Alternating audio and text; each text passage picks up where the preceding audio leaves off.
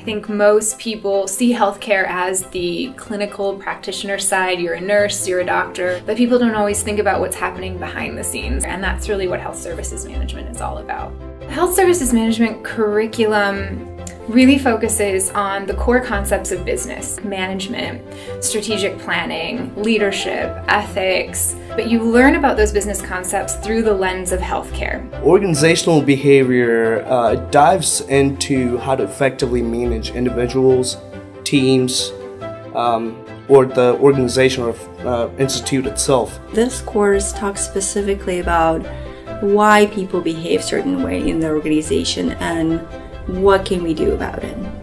We talk about teamwork, we talk about leadership, how to manage conflicts and be a good negotiator. So I think these are all the skills that every single healthcare administrator needs to have. It's a foundational course at an upper level, so they've had an introduction to the U.S. healthcare system, but we take a deeper dive into each of the components and specifically with what's going on with current events and the Affordable Care Act. I like the hands-on learning piece, the experimental side of that.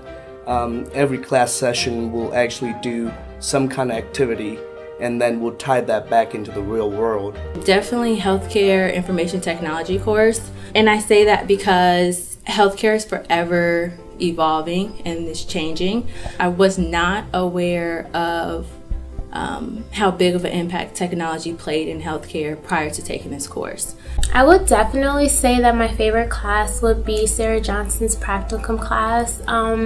It put things into perspective for me. It allowed me to realize what this career really had entailed for my future. If you're a senior or even a junior, it gets you ready for the real world, like how to look for jobs, how to prepare your resume, and how to tailor it for the specific employer that you're submitting it to.